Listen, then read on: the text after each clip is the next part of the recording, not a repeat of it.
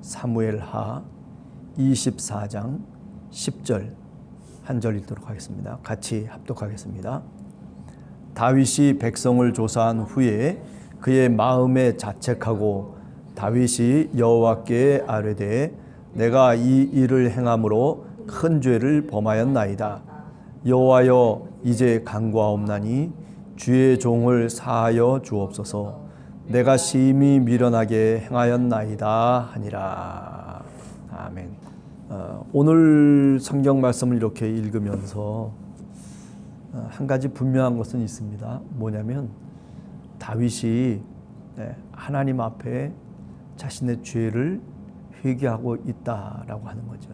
어떤 사람이 하나님과 동행할 수 있느냐 하면 바로 자신의 죄를 하나님께 토하며 그리고 자신의 죄를 하나님께 회개하는 바로 그런 사람이 하나님과 동행하는 사람이다. 다윗이 자신의 왕국을 다 건설하고 난 다음에 이제 왕권이 튼튼해졌습니다. 왕의 권력도 이제 나름대로 또 영토도 확장시키면서 많은 족속들을 이스라엘이라고 하는 그 울타리 속에 다 집어넣습니다. 특별히 우리가 잘 알듯이 12지파가 다 통일된 왕국으로서 다윗 왕국을 형성했죠. 남쪽엔 유다 지파가 주를 이루고 있고 북쪽엔 에브라임 지파를 비롯해서 10개 지파가 말하자면 북쪽을 이루고 있다라고 그렇게 말씀드릴 수가 있죠. 네. 다윗이 인구 조사를 꼭 해야 될 이유는 사실 없었어요. 그런데도 불구하고 오늘 10절 상반절에 보면 백성을 조사한 후에 이렇게 얘기하고 있거든요. 네. 북쪽의 이스라엘 지파와 그리고 남쪽의 유다 지파의 인구를 조사해라. 이렇게 이제 명령을 내린 거죠. 그럴 때 오늘 10절 이하를 쭉 읽어보면 요압이라고 하는 군 사령관이 있지 않습니까? 예.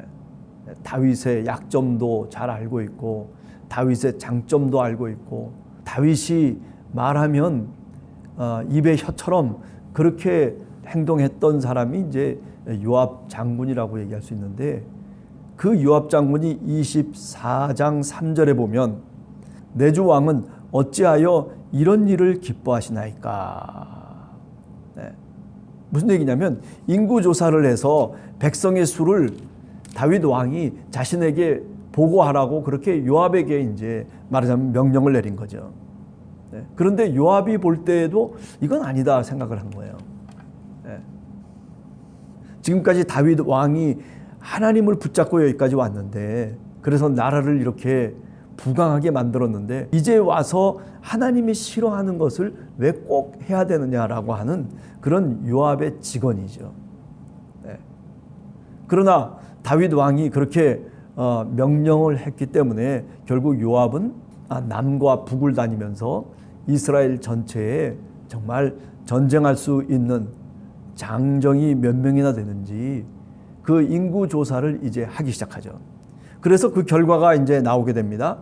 그 결과가 뭐냐면 북쪽에는 이스라엘 지파에 해당되는 많은 사람들 중에 80만 명이 이제 인구 조사를 해보니까 장정의 수가 그만큼 됐다는 거죠.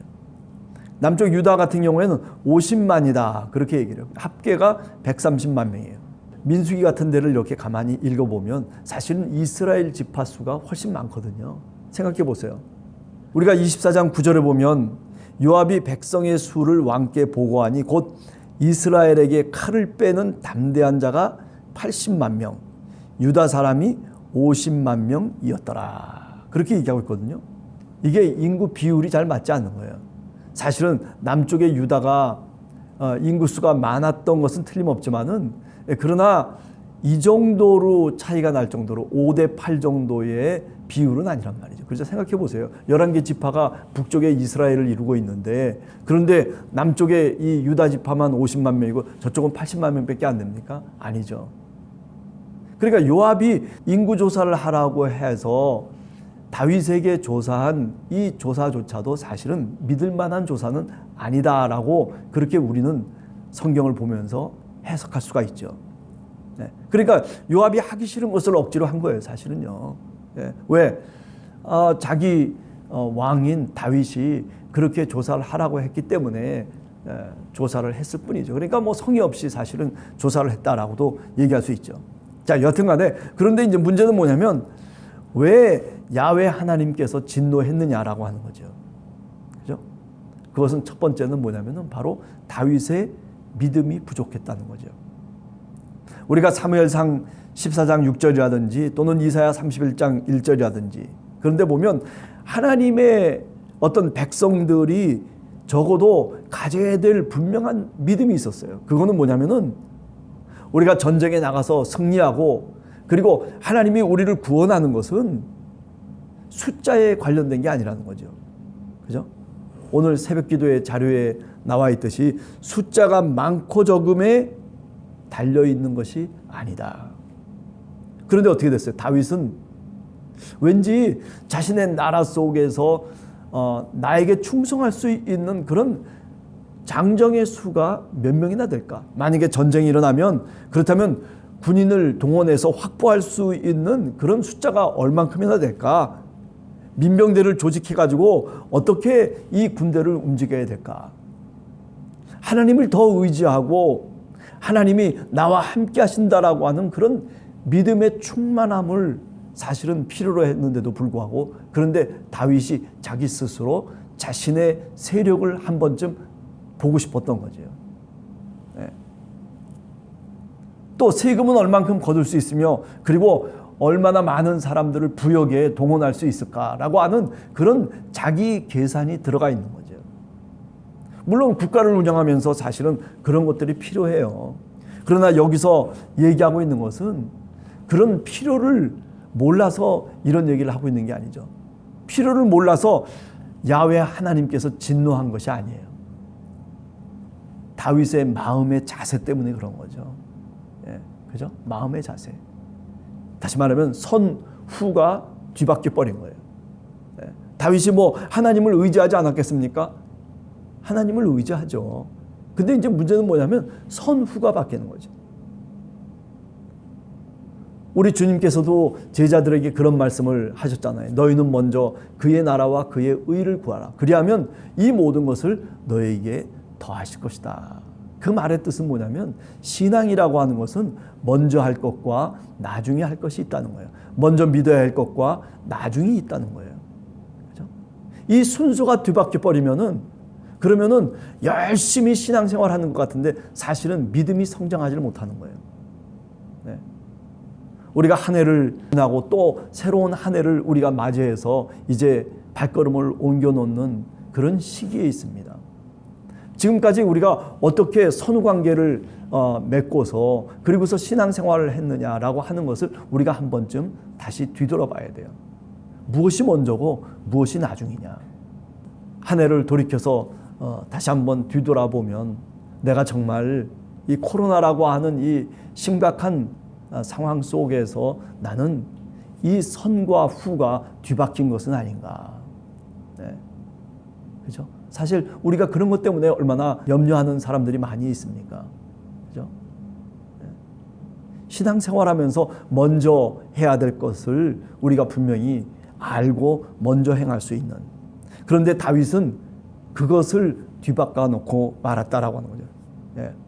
자신의 힘을 의지하려고 했고 자신의 세력을 나타내려고 했고 그리고 많은 사람 앞에서 내가 이런 왕이다 라고 하는 것을 내가 그래도 이렇게 나라를 번성하게 만들었다. 이게 다 내 덕이다 라고 하는 그런 나름대로의 자기 자긍심이 이제 다윗을 지배하고 있었다라고 하는 거죠.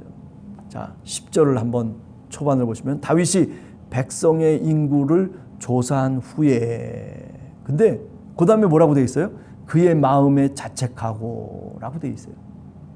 북쪽에 이스라엘 수가 80만이고 그리고 남쪽이 50만입니다 라고 하는 그 보고를 요압으로부터 받으면서 다윗은 깜짝 놀란 거예요.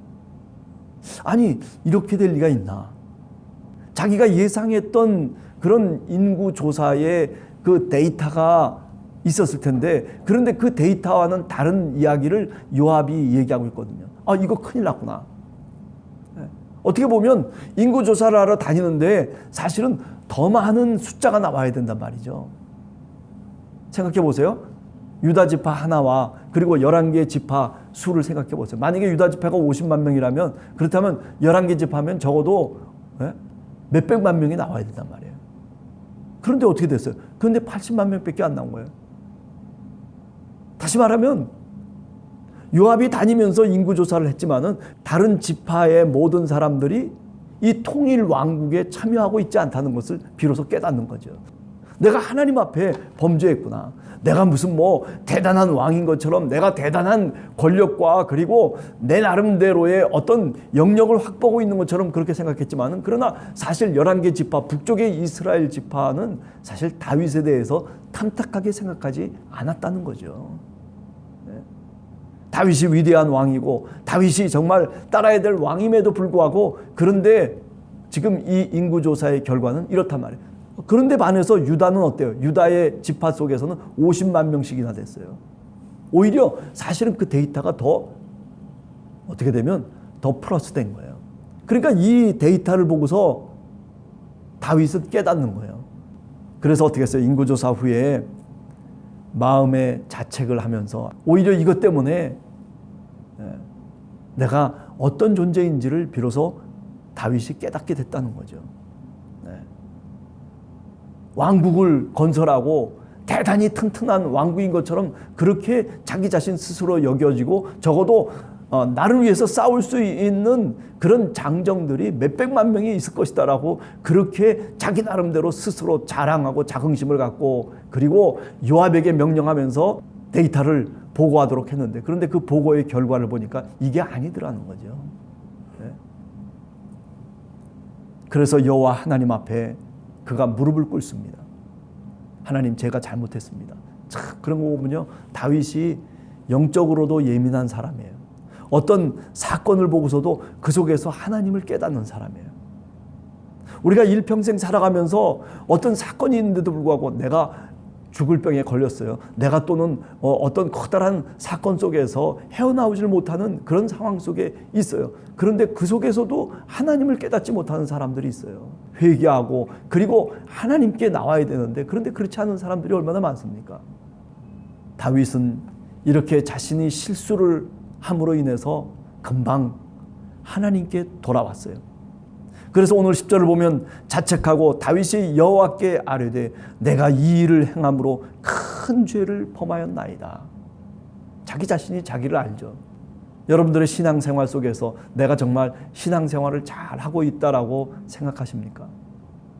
아니면 내 스스로 내가 어떤 신앙생활을 하고 있는지를 여러분 스스로 또는 내 스스로 알고 있는 것 아니겠느냐는 말씀입니다.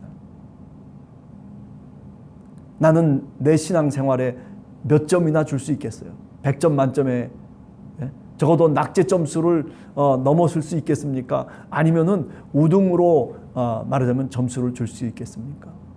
다윗을 보면서 그래요. 사람이라고 하는 것은 이렇게 10절에 나온 것처럼 잠깐 실수도 할 수 있고 그리고 죄를 범할 수도 있는 것이 바로 우리들입니다. 그러나 중요한 것은 뭐냐면 이렇게 다윗처럼 실수를 했거나 또는 하나님 앞에 죄를 범했을 때 그때 빨리 하나님께 회개하고 돌아오는 거예요. 하나님 앞에 무릎을 꿇는 거예요. 그래서 전염병이 돌고 그래가지고 백성들이 죽어져 나가는 거예요.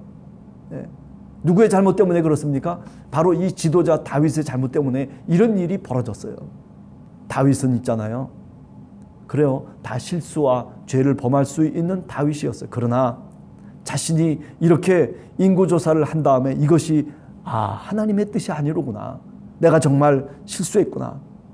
그런 실수가 분명하게 느껴지면 이렇게 다윗은 나는 범죄했고 악을 행했습니다. 저 이스라엘 백성들이 무슨 죄가 있습니까? 라고 그렇게 하나님을 향해서 지금 기도하고 있는 거예요. 차라리 저 양 무리들을, 저 이스라엘 자손들을 주님 치지 마시고, 그리고 어떻게 하라는 거예요? 내가 범죄했으니 주의 손으로 나와 내 집을 치소서. 이게 바로 다윗의 위대성이라고 얘기할 수 있겠죠. 자, 오늘 또 우리가 하나님과 동행한 사람 다윗을 생각해 봤습니다. 뭐 다윗에 대해서 여러 이야기를 하고 시편에 수 없는 시들을 다윗이 고백하고 회개하고 뭐 찬양하고 뭐 별의별 이야기들이 많지만은, 그러나 사무엘하 제일 마지막에 그죠? 이런 장면을 통해서 우리가 다윗이 어떤 사람이었는가 하는 것을 비로소 다시 깨닫게 됩니다. 죄를 회개함으로써 하나님과 동행한 다윗이죠. 그래서 위대하다는 겁니다. 죄를 범하지 아니하고 우리 보통의 평범한 사람과는 달리 고고하고 거룩한 삶을 살았던 사람 다윗을 우리가 얘기하려고 하는 게 아니에요. 우리와 똑같은 성정을 갖고 있는 사람이에요. 우리와 다를 바가 없는 사람인데, 그런데 그도 실수를 하고 그도 범죄를 저지르고 그도 하나님 앞에 무릎을 꿇고 그도 정말 여러 우여곡절을 겪은 한 인간임에 틀림없지만은, 그러나 죄악 앞에서 그는 자신의 죄를 회개하고 돌이켰다는 것이죠. 네. 그리고 자신의 범죄를 그죠? 네. 저들에게 돌리지 아니하고 내 탓이라고 하지 않고 바로 내 탓이라고 17절에 나와 있는 그 말씀 그대로 주의 손으로 나와 내 아버지의 집을 치소서라고 하는 그런 간곡한 기도를 하나님께 저 백성들을 위해서 드릴 수 있었던 이 다윗의 위대성, 그것은 죄를 회개하는 데서부터, 자신을 낮추는 데서부터 하나님과 동행했기 때문이다라고 결론을 맺을 수 있는 것이죠. 그러므로 하나님 앞에서 자기 범죄함을 즉시 회개함으로써 다윗은 어떻게 살았던 사람이냐면 하나님과 동행하며 살았던 사람이다.